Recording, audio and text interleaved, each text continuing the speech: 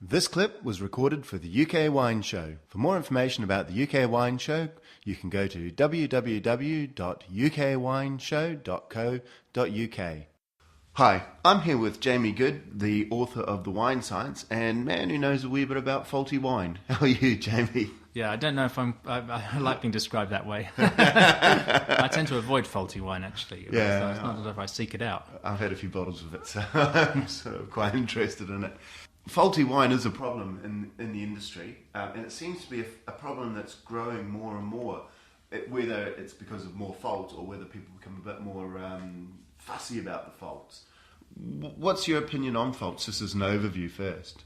I think that wine faults, I don't know if they're growing. I think it's probably people's perception of wine faults that's growing. And I think also that in the past, the wine industry was pretty much dominated by the classic European countries. And I think it's only recently where we've seen an influx of new world wines and an increased technological knowledge. And I think also an increased honesty and pragmatism of, say, for instance, the Australian and New Zealand wine industries, that we've kind of got a handle on faults. I think in the past, in European countries, there was a lot of faulty wine, but it went unnoticed and it was happily consumed. Now I think that the consumers in general and the wine trade at large are becoming better at spotting wine faults and are becoming more critical of the wines that they drink. Do you think fault-free wine should be the ultimate target? No, I think that's an appalling target.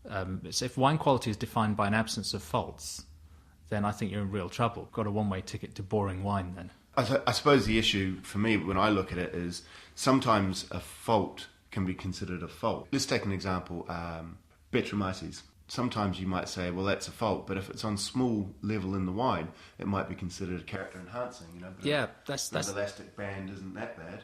That's a good point. And Brettanomyces is probably the best example of a fault that is sometimes a fault and sometimes not. Although there are lots of people who would say that if a wine has any Brett at all, it's always faulty. Pascal Châtenay, he's a French wine scientist, recently went on record saying that he reckoned 60% of all red wines had Brettanomyces above the threshold level. And now the threshold level for Brettanomyces is a compound called 4-ethylphenol, and it's reckoned that anywhere around 400 micrograms a litre of 4-ethylphenol, which is one of the compounds produced by Brettanomyces, is above the detection threshold. And certainly on some of the stats I've seen of analyses of wines that are remarkably successful show that Brettanomyces is much more prevalent than we realise. Obviously, a wine with sky-high levels of Brett is going to be faulty in most people's books, but it's not like Cork taint. Cork taint, I think, is always a fault. Because even before you notice it, it's taken the flavour out of the wine. It's just disgusting in any context. That said, I did have a lady once who did like Cork taint. She showed me a bottle and said, I love this, I want another one like it. And it reeked of Cork taint. So you should have told her to get out straight away. No. To be honest, I've really enjoyed wines in the past that have probably had Brett levels that are well above threshold. The difficulty from a winemaker's perspective is you can't really toy with Brett very successfully. If you know it's there, you have to get rid of it because it can carry on developing in the bottle, and it's just not sustainable. It's a yeast, isn't it? Yeah, it's just a stray yeast that gets in. And it's really, really hard to control Brettanomyces. If it starts going off in your barrels, then your only solution really is to try and eliminate it and try and manage it. Even though it does work in some contexts, it would be a crazy winemaker who deliberately inoculated his barrels with Brett in order to get the sensory effect. What other faults are out there? There's Cork taint, we've talked about Brett. What are the other big faults that people come across and why? Volatile acidity is one of them. Yeah, and how do you detect that? It's kind of a vinegary, it's a high-toned sort of vinegary edge to the wine. Basically, there are limits on how much is allowed in wine. But again, it's one of those things that at low levels it can work quite well in some wines. It lifts the wine, doesn't it? It lifts the aromas. Yeah, and it does drop away. It's volatile, so it does eventually boil out of the wine, doesn't it? But basically, you want to avoid it as much as you can, and the way to do that is to keep oxygen away from your wine, because what happens is that acetic acid, which is the factor that causes the volatile acidity, is produced by the oxidative breakdown of acetaldehyde, which is the product of the oxidative breakdown of ethanol. So we've talked about VA. What other things are quite common? Reduction is a really, really hot topic at the moment. Now, reduction is the presence of volatile sulfur compounds like dimethyl disulfide, mercaptans. They're the cauliflower ones, aren't they? Yeah, mercaptans can be a bit eggy sometimes. Hydrogen sulfide is the worst one, which smells of how can I put this delicately? Of bad smells, bad eggy smells. Someone's had too many curries? Yes, yeah. Or too many baked beans.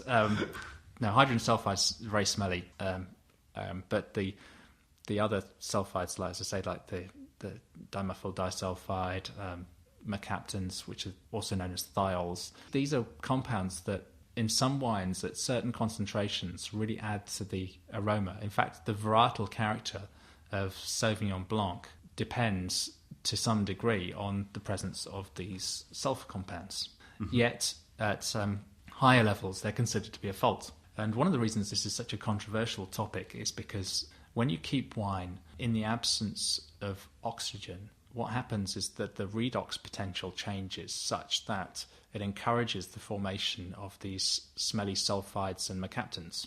Mm-hmm. And the big controversy is whether or not the use of screw caps, which are ultra-low gas-permeable closures with a metal lining, they let very little oxygen into the wine. So after bottling, the redox potential in the wine that's sealed with a tin-lined screw cap can get very low. And some people think that this can cause problems with reduction. Yeah, and the presence of mercaptans and sulfides. We covered some news a wee while ago about the sulfur rates with the screw caps from one of the wine shows. They were saying it was about half the level of TCA taint. Yeah, no, this was the International Wine Challenge that you're talking about, and basically the Faults Clinic there, which is led by Sam Harrop, found quite a lot of reduction with screw caps. But the important thing to bear in mind is that this reduction it's not something you can clearly say is a fault. What happens is you get the descriptors that are used to describe the sort of reduction we're talking about here are like struck flint or rubber. And most people wouldn't notice them, but when you've got in a sensory analysis with a trained panel, they pick up these things. Yeah. And if you compare, say, for instance, a cork sealed wine with a screw cap wine, often there's differences. But these differences aren't huge. And while obviously winemakers would like their wine to go out to the consumer the way they intended, if the consumer gets a screw cap wine with a little bit of reduction, the chances are most people won't notice it. Yeah, and also things like you use the word struck flint. I remember when I was in Loire, you go to the Sancerre and they bang rocks together saying it smells of flinty, gunpowder flinty. Yeah. That could be I've got a crazy theory, and my theory is a lot of what goes called terroir by winemakers, say for instance in white Burgundy or Chablis, or as you say the Loire. Some of the minerality that people say is basically the roots extracting these flavours from the soil or the rocks and putting them into the grapes. It probably could be actually sulfur compounds and a bit of reduction. Mm-hmm. And in fact, some winemakers are toying with using a tiny bit of reduction because they think this adds complexity to their wines, particularly wines that are made for long aging. A little bit of reduction when they go into bottle can actually end up 20 years down the line with more complexity. I mean, this is a very controversial area, and again, you have to be pretty brave to want to be able to play with reduction like that. Yeah. But it kind of shows there's a kind of blurring of the lines between what are really faults and what are actually positive characteristics in a wine. For sure. Is there any other major faults? Well, oxidation is one. Oxidation is an obvious one. Yeah. Not much to say about oxidation apart from you don't want your wines to see too much oxygen. Unless it's 20 porter or sherry. Exactly, yeah. In which case it's good. Yeah. The other, it's not really a fault again, it's a variation in the wine, bottle variation. Sometimes I'll open 10 bottles of the same wine and you get 2 or 3 that are really good, 2 or 3 that are really bad, and arrange in the middle. Like one wine that I found a huge bottle variation is Chateau Moussard, 1998. Yeah. Sometimes it's absolutely gorgeous, and sometimes you're just wondering what they were thinking about. I think there are 3 sources of variation. The first one is the closure. The natural cork is variable in its performance, and so that means that the wines might look different depending on the quality of the cork, which is something the industry needs to do something about that, because that's not acceptable. The second one is transport and storage conditions. And I think that certainly in warmer countries, or wine that's been transiting through warmer countries, this can be a huge issue. Wine's very sensitive to extremes in temperature and changes in temperature. And so that's something we need to think about ways of eradicating, really. And the other source, I guess, with the Musar, you've got wines that are made in a way that means they're kind of microbiologically alive. I think with Musar is one of those wines that I just think is really interesting to talk about here, because it's a wine. It's almost like a textbook sort of wine displaying 3 or 4 different wine faults, if you're that way inclined at picking out wine faults. So I think it's got Brett in it and all sorts of things in there. VA as well. It's the best wine to show people, to show what wines with high VA smell like. And yet it's a really interesting wine. It's a wine I like a great deal. But the price you pay for having a wine that's made in this way is that there can be quite high bottle variation, which is frustrating. I guess you choose to live with that. If you buy Musar, you know what you're buying. You're buying a wine that's off the beaten track, and that's the way it is. I suppose the thing about Musar, it's that whole argument again, isn't it? Do you want a crystal clean wine, or that's maybe perhaps a wee bit bland, or do you take the risk and sometimes smile a lot, and sometimes you have a really good stew? Yeah, that's a good point. So in summary, it sounds like half the time a fault is a fault if you think it's a fault, and the other time it adds character to the wine. Yeah, and I guess the only other thing I'd say is, like, I think it's possible to get a bit fixated on faults sometimes. Like these people who are high-end audiophiles who just love listening, they have really, really expensive music equipment. Sometimes they kind of miss the point. They get more interested in the ability of their musical system to transmit the sound than in the actual music itself. And I think that's the case with wine sometimes, that some people can become highly trained at looking for faults. They break the wine down into these its component parts, and for them a perfect wine is a one that lacks faults. And I think that's a slightly sad way of looking at wine. I think we need to take a more holistic view, look at the wine itself. And yes, we want to avoid faults, but what we're looking for is interesting wines with a story to tell, wines with a bit of personality. Okay, that sounds very good. And just one last thing. Do you think the incidence of faults will improve or increase when people stop smoking in pubs? Because you go to a smoky bar, there's no way you can taste much in the wine anyway, and that's why I think sort of really cheap wines do quite well there.